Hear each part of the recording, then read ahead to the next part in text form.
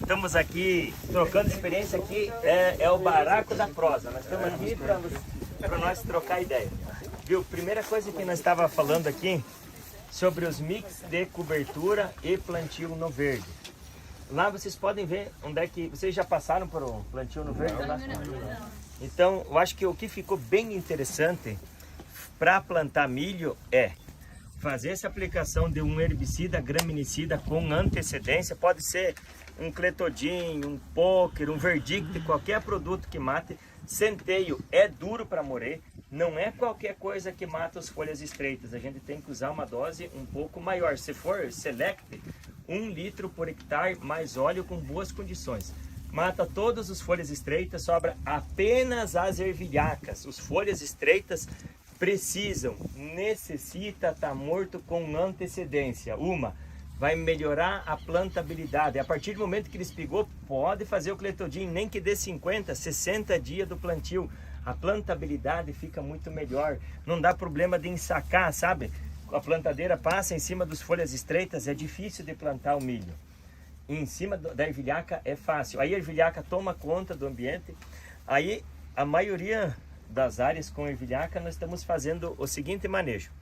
Sobrou apenas ervilhaca, não tem nabiça, não tem outras coisas. Se tiver nabiça, mata com antecedência. O plantio no verde funciona em cima de plantas de serviço. Em cima de ervas daninhas não funciona. Você tem nabiça, aí faz um RIT com 2,4-D, por exemplo, uma rotação de herbicida muito boa, mata as nabiças, daí você sacrifica a ervilhaca e pronto, planta no limpo. Mas se só sobrou ervilhaca, lá nós fizemos aplicação de ureia a lanço, pode ser um super N, um sulfato de amônia, alguma coisa nesse sentido, passa a rolofaca, faz a plantadeira plantando essa questão do milho, aí espera 3, 4 dias, a ervilhaca vai começar a levantar as cabecinhas assim, aí é o momento de matar ela. Uma trazina mata muito bem, eu uso calares antes do milho nascer. Tem alguns milhos que são sensíveis à mesotriona, que tem no calares, que calares é a trazina mais calisto, então faço antes do milho nascer. Outra questão, tem mais presença de percevejo. É uma coisa bem interessante que a gente precisa cuidar também, essa questão de percevejo. Outra questão, o milho precisa ser muito bem tratado para não ter problema da larva alfinete. A larva da vaquinha, ela entra, a diabrótica que ela entra no miolo do milho. Ano passado nós eramos um tratamento de semente e precisamos replantar 20 hectares. Então são alguns cuidados que tem que fazer, mas no mais fica muito bom. Se fosse preparar isso para nós plantar soja, por exemplo, nós realizamos uma aplicação de herbicida, matamos as folhas estreitas, daí sobrou as ervilhacas, mais alguma coisa. Dá para nós passar também um 2,4-D com RIT, por exemplo. Mata as folhas redondas também. E aí planta no limpo o soja. Eu vou testar o plantio no verde ainda em 3 hectares esse ano de soja. Eu testei lá e os meus testes ainda não ficaram bons. A gente temos que ampliar na família, plantar com o solo um pouco mais quente. Outra questão, o plantio no verde, as plantas de ervilhaca, entre outras, elas estão sobrevivendo, elas estão absorvendo água do ambiente. Se nós plantar no verde, tem que ter mais chuva também, digamos assim, porque senão o teu solo seca mais rápido. Quando você mata elas com antecedência, a umidade permanece, porque elas não estão bebendo água. Outra questão bem interessante que nós estávamos abordando, se nós for plantar um mix de ciclo longo, nós somos os juízes. Primeira coisa que nós temos que fazer é plantar esses mix no limpo como se fosse a safra principal. Uma aplicação de diquat noturna, 1,5 litro por hectare, vai matar o soja guacho, vai matar o azevém, vai ajudar em muita coisa. Se tiver azevém maior, 2 litros por hectare de reglone. É bem interessante. De dia o reglone não mata o azevém, de noite ele mata, porque o que acontece? O reglone bate, ele vai se esparamando, no outro dia quando sai o sol, ele tá usando um pedaço maior. O melhor horários de fazer aplicação, segundo o professor Fabiano Paganella, que eles fizeram um trabalho na faculdade, é do anoitecer até meia-noite. Depois dá para fazer outras coisas, né? Trabalha só até meia-noite e já tá bom. Daí, mata todas essas plantas, mata tudo. Aí planta no limpo os mix de cobertura como se fosse a safra principal. Aí os efeitos exudatos do centeio, que essas raízes do centeio eu gosto muito, ele consegue segurar muito bem a questão de ervas daninhas, ele vai funcionar, mas nós precisamos plantar no limpo. E outra questão, pressupondo do pH 6, que nós conversamos de manhã, a importância do calcário, é nossa obrigação ter o pH 6. Então aí nós podemos tranquilamente fazer toda a adubação no sistema. Nós não se preocupamos mais em adubar o soja, em adubar o feijão. Nós plantamos só a semente do soja e do feijão. Toda a adubação está tudo em cima dos mix de cobertura. Se tiver cama de aviário, usa. Se tiver adubo de porco, de vaca, o que tiver disponibilidade, vamos otimizar na nossa propriedade. Se você for comprar um adubo, por exemplo, um super simples, nota 10, tem cálcio, tem enxofre. Aí nós coloca tudo ele aqui nas carreirinhas com a plantadeira. Porque vamos pensar o seguinte, se nós plantar esse fósforo no sistema com o pH 6, que é importantíssimo, esse fósforo vai estar esparramado em todo o sistema. Se nós colocar só nas carreirinhas com 50 centímetros de espaçamento, vai estar longe, né? Se vai ter fósforo, vai ter fósforo. Quando a planta nasce, as raízes estão ali, elas já vão encontrar as micorizas. As micorizas estão no nosso solo. No meu solo lá da nossa família, eu tenho a graça de ter a cada grama de solo 30 metros de micoriza. Na análise metagenômica apontou isso. É muita coisa. Então a informação está na boca da planta. E a planta já vai se identificando. Ó, pode vir para a direita que tem fósforo. Pode vir para a esquerda que tem fósforo também. Então, se nós coloca toda a adubação do soja ali, ó. Opa, tudo fósforo está aqui. A planta induz o sistema radicular a ficar mais aqui na linha. Então, com pH 6, nós podemos colocar, sem dúvida nenhuma, toda a adubação no sistema. Que aí os mix de cobertura vão vir melhor, vão ter efeito alelopático melhor, vão deixar as ervas daninhas melhor. Uma vez que nós plante no limpo e coloque adubação, ele sai na frente. Alguma dúvida, pessoal? Nós estamos aqui para conversar, só eu que estou falando. Viu, você falou dos óleos junto com os cletodinhas aí, porque hoje tem N variedades de óleo aí, né? Junto com cletodin, preferencialmente ou necessariamente nós precisamos óleo mineral. Óleo vegetal com cletodin começa a dar fito, não fica bom. Você vai fazer com antecedência óleo mineral. Todo óleo tem escrito lá se é mineral ou vegetal. Então, junto com herbicidas, principalmente o cletodin, óleo mineral. Aí fica muito bom. Para fazer a adubação daí, tem soma da soja já e do que você estiver plantando lá, que você está fazendo verde? Sim, quando você vai colocar adubação, por exemplo, no trigo. Eu tenho vizinhos meus que faz 20 anos já que fazem isso. Toda a adubação vai tudo no trigo. Daí no soja só a semente, sem problema nenhum. Só que primeira coisa, necessidade de calagem, né? O que nós conversamos, tem que ter calcário, tem que ter pH 6, senão a gente coloca um montão de fósforo e indisponibiliza tudo. Então faz uma adubação por ano. Oi? Uma adubação por ano. Aham, nós adubamos, nós temos que se preocupar em adubar o solo.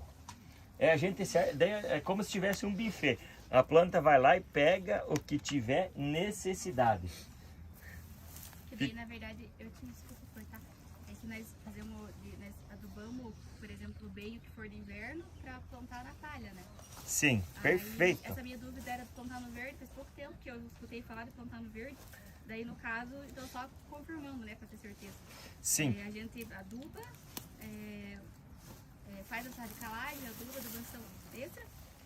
Daí a gente sai da soma, né, do que é preciso para soja, do que precisa do que está lá no verde, e ele se mantém até colher. Sim, você mantém uma análise de solo bem precisa, vai te falar isso. Quando nós for fazer plantio de trigo e plantio de milho, o trigo e o milho são plantas que necessitam de uma adubação de arranque.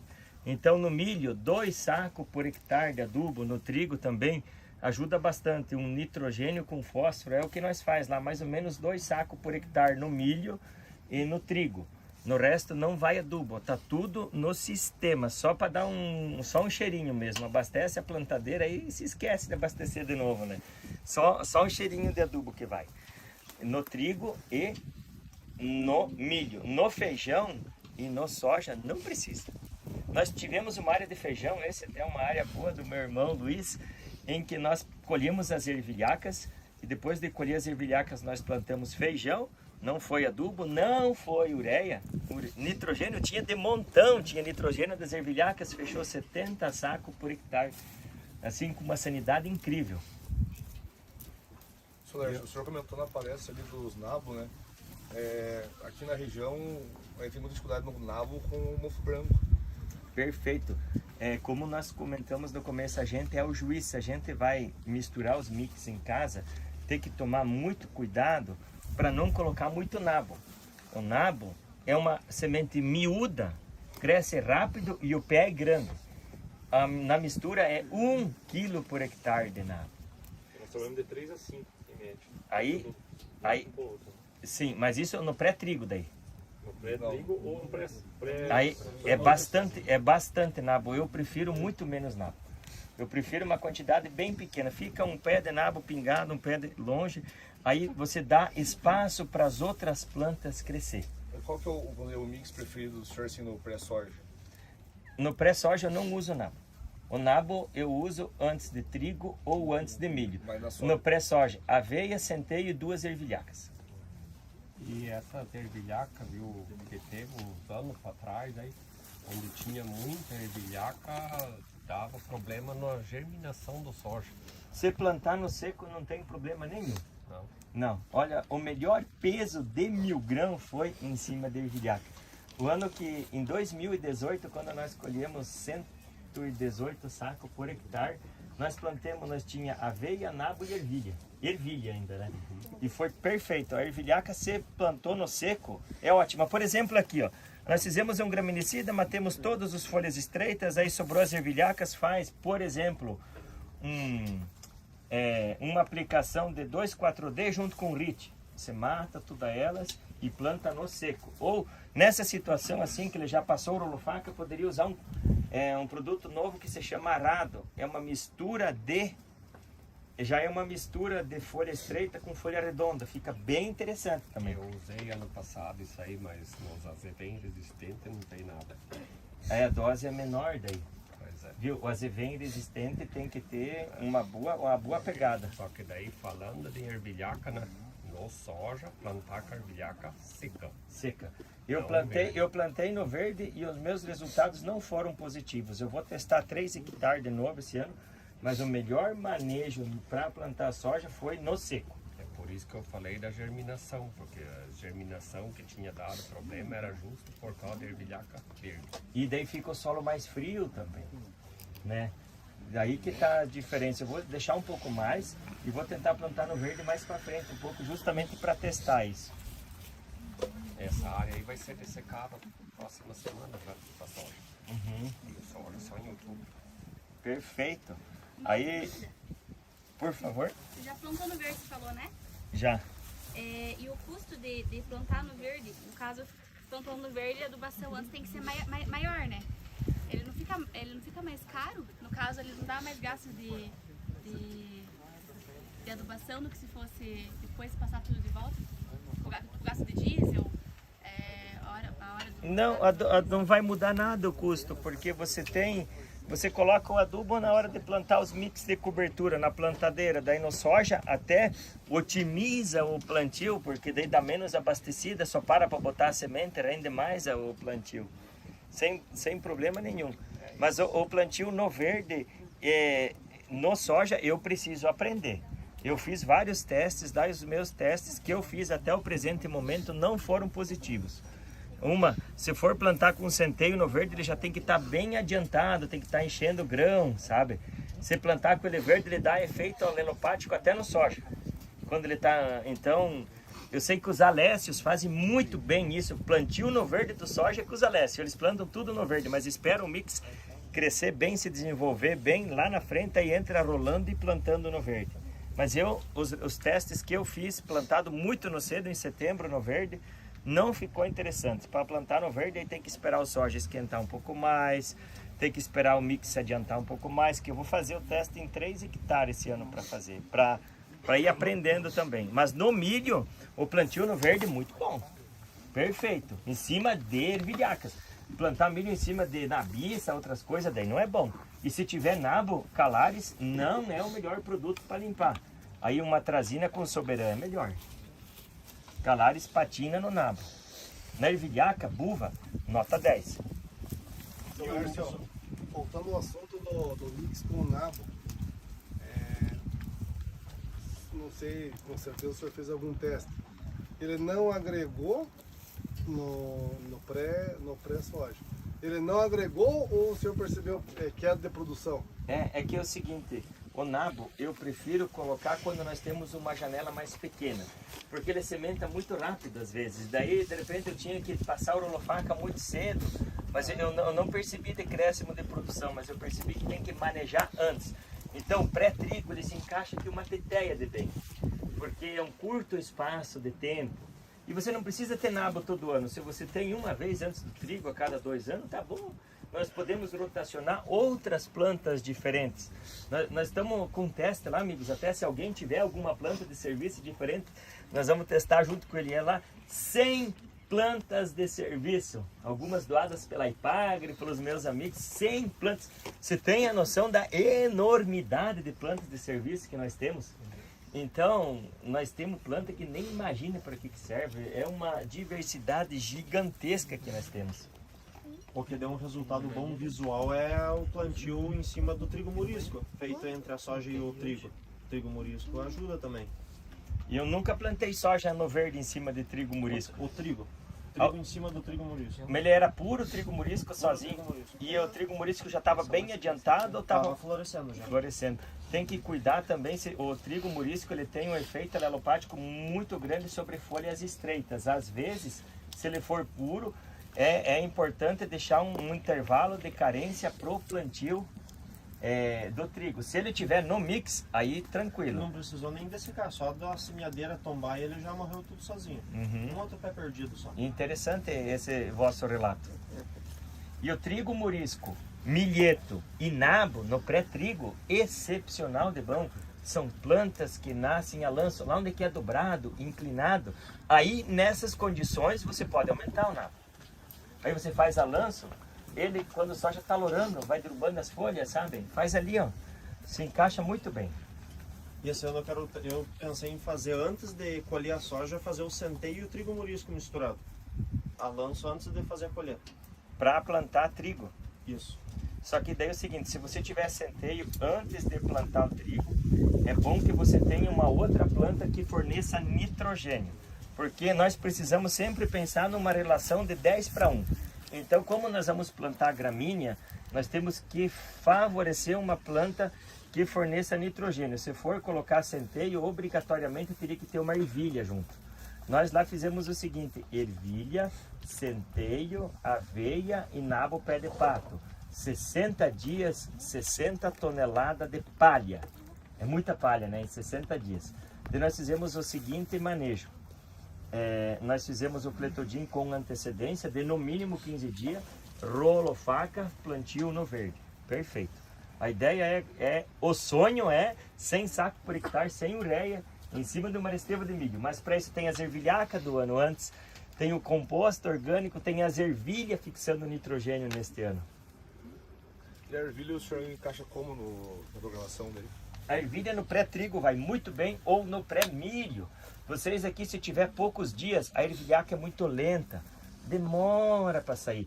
A ervilha com 75 dias, perfeita, ela já fez o que tinha que fazer.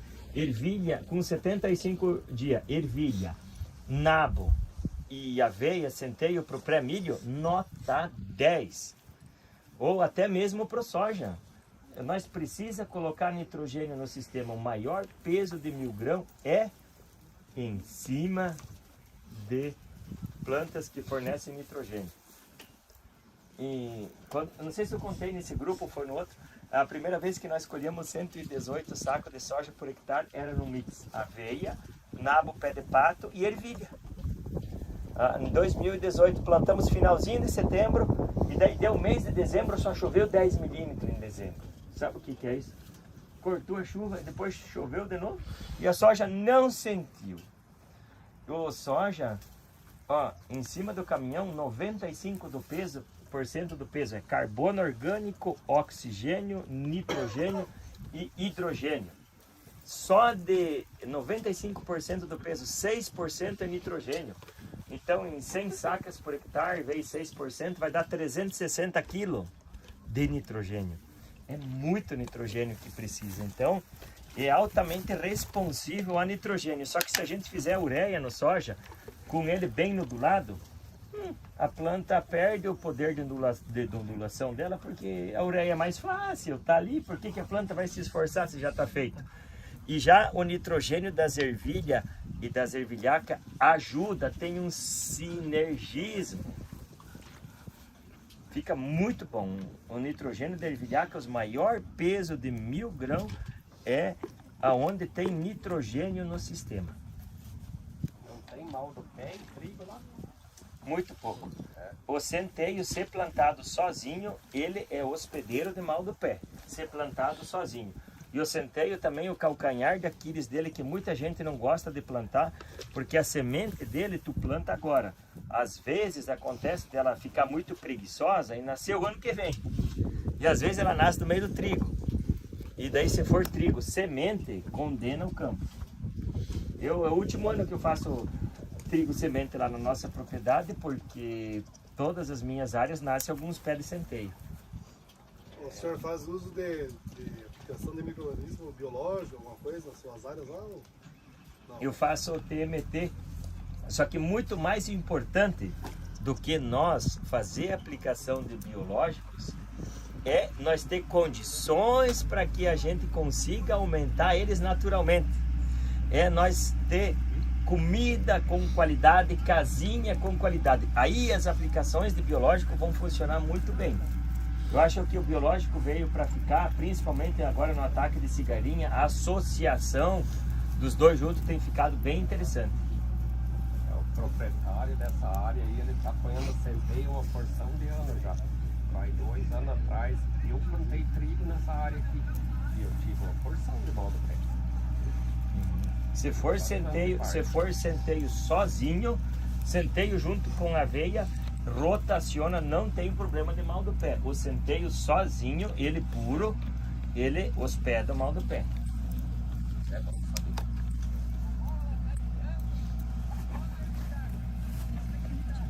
O senhor comentou ali, quando está falando do plantio do verde do milho, o senhor faz nitrogênio antes do plantio? Sim, o nitrogênio em matéria orgânica boa, que nem nós temos aqui, em condições de, principalmente de argila, sem problema nenhum, 100% do nitrogênio antecipado. O único ressalva que eu tenho é se nós tiver argila abaixo de 20.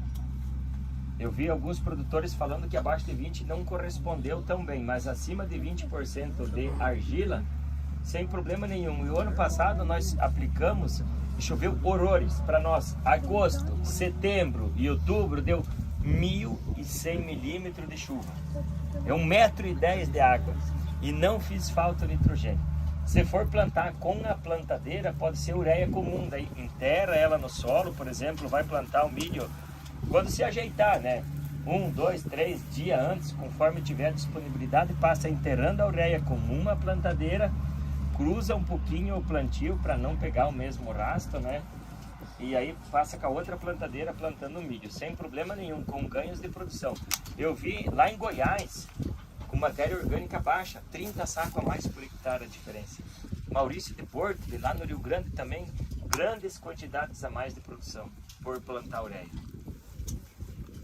Tendo essa questão de matéria, principalmente de argila, acima de 20%, tem se tornado muito interessante esse trabalho. Mesmo na safrinha, como na safra nossa aqui. seria interessante esparramar a ureia também com semeadeira, que ela divide mais. Sim, sim, tem que ser com a semeadeira de trigo. Porque aí divide mais, né? Se nós plantar com a plantadeira de soja, fica muito longe, né? A de trigo é a melhor opção para plantar ureia.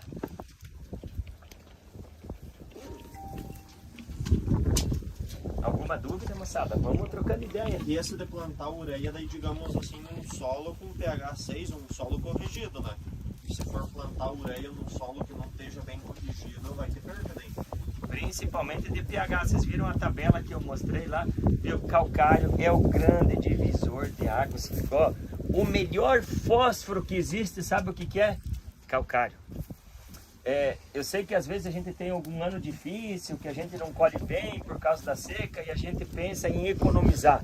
Se é para economizar, economize no adubo, mas não economize no calcário.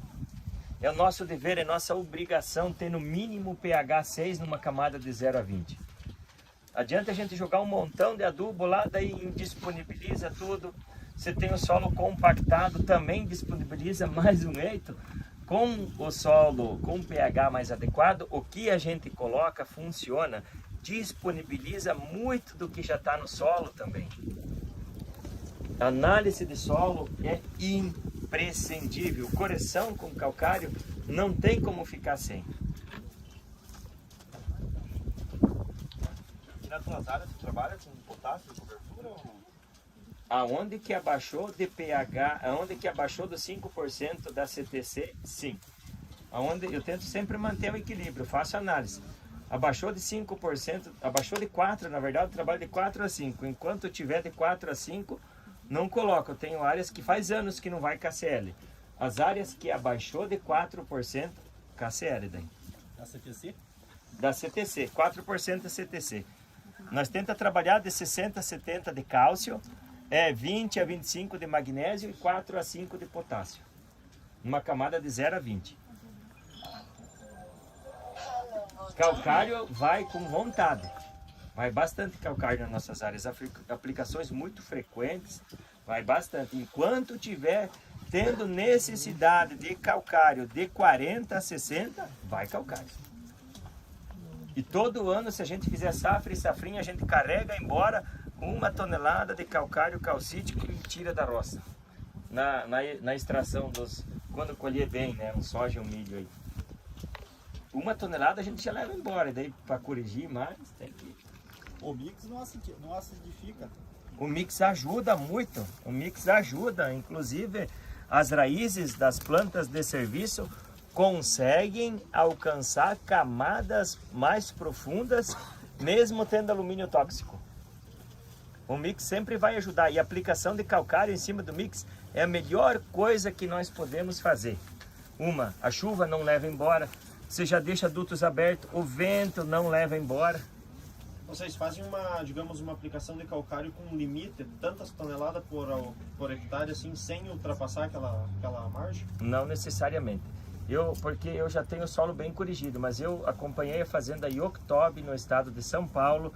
Eu presenciei uma aplicação, a princípio era para ser 10 toneladas por hectare, mas daí o PRNT deles era 80, então 20% é pedra. Pedra solúvel em água de chuva. Quanto tempo vai demorar? 200 anos, sei lá. Aí voava um pouco embora. Então foi 16 toneladas por hectare de calcário dolomítico a lanço em cima dos mix de cobertura. Sem mexer. Sem mexer. Com solo descompactado. Viu? Alguém já viu excesso de calcário? Vocês já viram excesso de calcário? Nunca aparece na análise, né? Viu? Não, vocês já viram aonde que você quebra as hélices, quebra a chaveta ali e cai aquele cordão de calcário no chão? Isso não aconteceu para vocês? Já aconteceu, eu não achei no meio do soja. Já aconteceu, eu passei um pedaço e não avisei meu funcionário. Eu passei calcário lá também, né? Duplou a dose e foi embora. Não deu deficiência de manganês em lugar nenhum? Não, onde o solo está descompactado, a gente corrige manganês. A gente corrige, então vai embora. Qual que é a saturação de base? Olha, acima de 80%. Tudo acima de 80%.